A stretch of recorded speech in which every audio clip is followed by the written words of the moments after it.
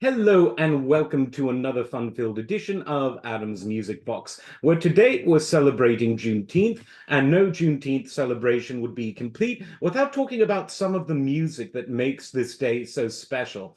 I was originally considering making a list of the best songs about Juneteenth or appropriate for Juneteenth, your Juneteenth playlist, and I'm sure many people on blogs and Spotify and elsewhere have done that, but then something hit me.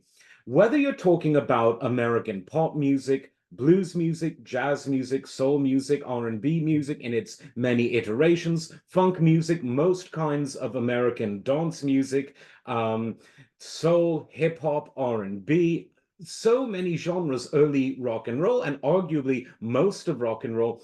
All of this owes itself to the cultural creations of Black Americans.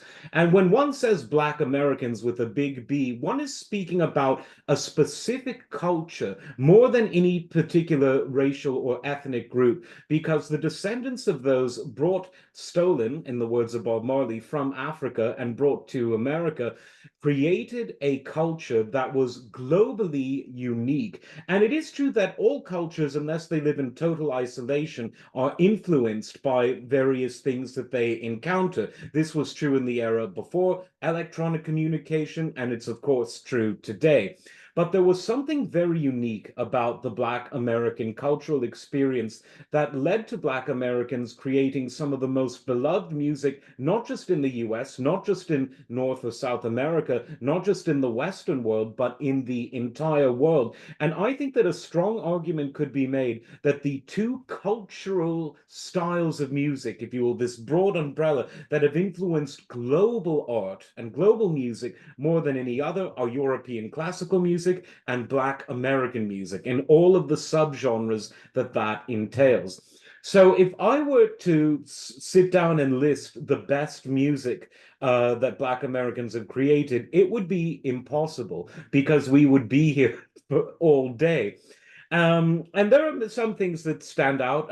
There's obviously the great Wattstax Music Festival of the early 1970s that brought together some of the best music artists from the label Stax with civil rights leaders. The Reverend Jesse Jackson hosted it at the LA Coliseum in all of its glory.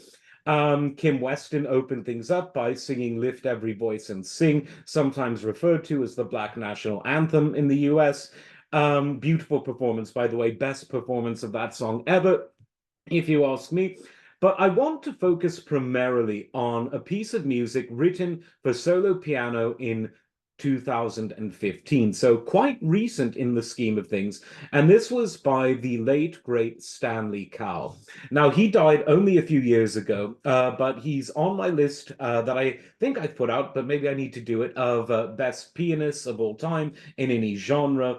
What a truly gifted man. He had his own record label in the 70s. Strata East was a great educator, someone who promoted young people, getting them into the arts, educating them about music, exposing them to music.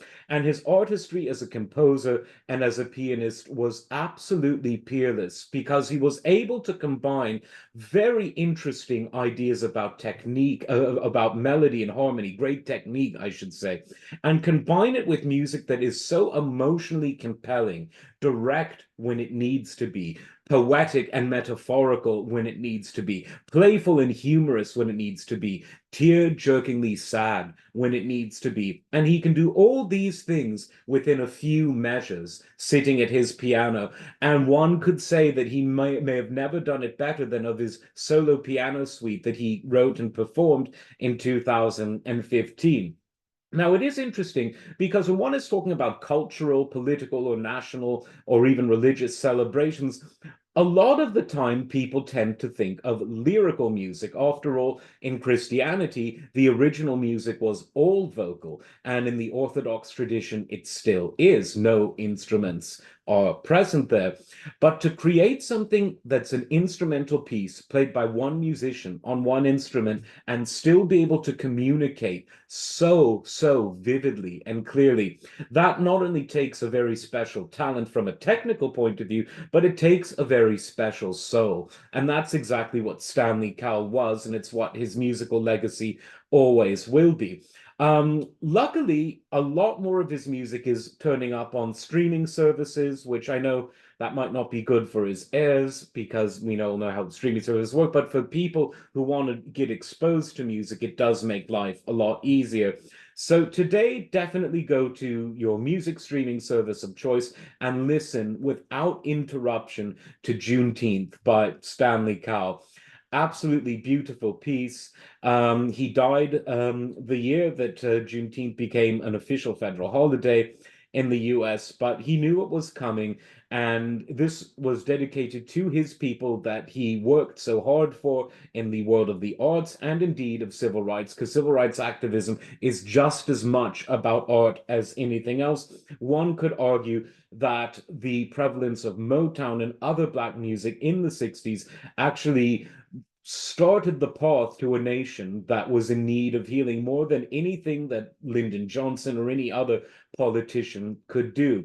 Music is vitally important, and Juneteenth by Stanley Cowell makes that as clear as any piece of music. So happy Juneteenth.